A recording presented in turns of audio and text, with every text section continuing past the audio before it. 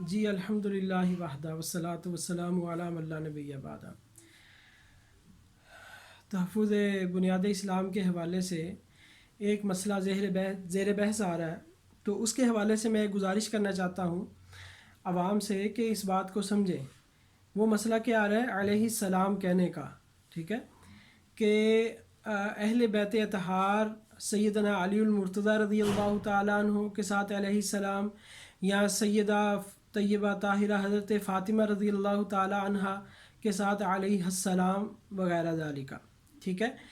تو یہاں ایک بات ذہن نشین رکھیں کہ کچھ الفاظ میں اس کے لغوی معنی کا اعتبار کیا جاتا ہے اور کچھ الفاظ میں اس کے اصطلاحی معنی کا اعتبار کیا جاتا ہے۔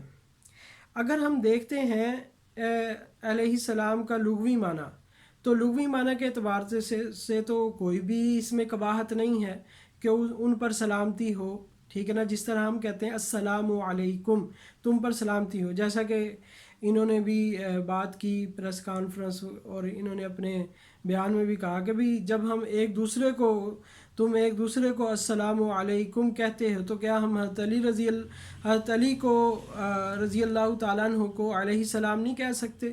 جب تم ایک دوسرے پر سلامتی بھیج سکتے ہو، کسی معاذ اللہ ادنا سے ادنا آدمی پر تم سلام کرتے ہو، تو کیا ہم جو مقدس شخصیات ہیں ان پر علیہ السلام نہیں کہہ سکتے؟ اس کا معنی ہے سلامتی۔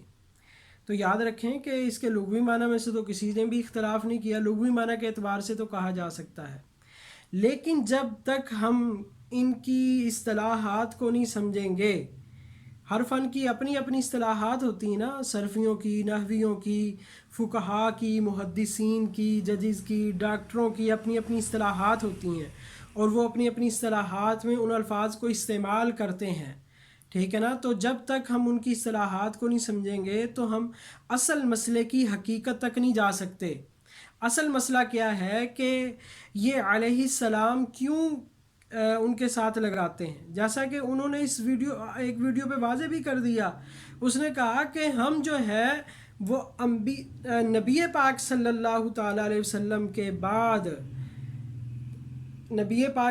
کے بعد تمام انبیاء علیہ والسلام سے افضل جو ہے وہ ان حضرات کو، اہل بیت کو جو ہے وہ سمجھتے ہیں، اور ان 14 حضرات کو جو آگے ائمہ ہیں ان کو ہم ان تمام انبیاء علیہ والسلام سے افضل سمجھتے ہیں، اور انبیاء علیہ والسلام کی طرح ہی معصوم سمجھتے ہیں۔ تو وہ اس لیے ان کے ساتھ علیہ السلام کہتے ہیں کہ علیہ السلام ان کے لیے گویا کہ معصوم کے لیے بولا جاتا ہے۔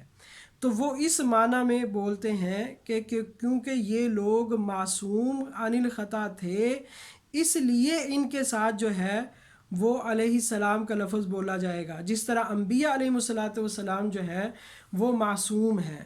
تو ظاہر ہے یہ بات جو ہے یہ تو اہل سنت والجماعت اور اسلام کی اہل سنت والجماعت کی جو ہے وہ اجماعی عقیدے کے خلاف ہے کہ انبیاء علیہ والسلام کے بعد کوئی معصوم نہیں ہے، ٹھیک ہے نا۔ کوئی معصوم نہیں ہے، معصوم صرف انبیاء علیہ والسلام ہیں انسانوں میں سے، باقی فرشتوں کا معصوم ہونا یا بچوں وغیرہ کا معصوم ہونا وہ ایک الگ بات ہے، لیکن معصوم ہونا، جن کا معصوم ہونا ثابت ہے، وہ انبیاء علیہ والسلام معصوم ہیں۔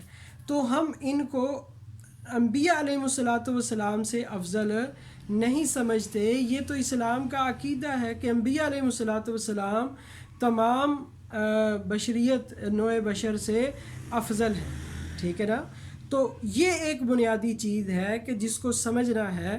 صرف سلام کے لغوی معنی کا مسئلہ نہیں ہے کہ سلام کا لغوی معنی کیا ہے، اسی طرح یہ اس اصطلاح میں اور اس عقیدے اور نظریے کی اصطلاح میں جو ہے وہ اس کو یہ کرتے ہیں، علیہ السلام کہتے ہیں۔ جبکہ ہم کہتے ہیں کہ اگر جو لفظ ان کے لیے بہتر تھا، اللہ تبارک و تعالیٰ نے وہ سب سے بہتر اور عمدہ لفظ بول دیا، رضی اللہ عنہ، کہ اللہ تعالیٰ ان سے راضی ہو گئے، ٹھیک ہے نا۔ اللہ تعالیٰ نے اپنی رضا کا پروانہ کر دیا، تو جب اللہ راضی ہو گئے ہیں تو ان پر بے شمار سلامتیاں ہیں اور رحمتیں ہیں صحابہ کرام رضی اللہ عنہ مجمعین پر۔ اور جب ہم صحابہ کرام کہتے ہیں تو صحابہ کرام میں یہ بھی شامل ہے ٹھیک ہے نا، صحابہ کرام میں یہ بھی شامل ہے۔ اور اگر دیکھا جائے تو اصل فضیلت تو صحابی ہونے کی ہے، کہ صحابی ہونا ہی اصل فضیلت ہے، ٹھیک ہے نا۔ صحابی یعنی جس نے ایمان کی حالت میں رسول پاک صلی اللہ تعالیٰ علیہ وسلم کی مجلس کو پا لیا اور ایمان پر ہی ظاہر اس کا خاتمہ ہوا، تو وہ صحابی ہے۔ پھر اس صحابہ میں سے جو ہے اگر کوئی آدمی رسول پاک یا انبیاء علیہ الصلوۃ والسلام کی اولاد میں ہو یا انبیاء علیہ السلام کے آباء و اجداد میں ہو، ٹھیک ہے نا، لیکن وہ ایمان کی دولت سے محروم ہو، تو کیا اس کو کوئی فضیلت ملے گی؟ نہیں فضیلت ملے گی۔ فضیلت ایمان کی بنیاد پر ہے۔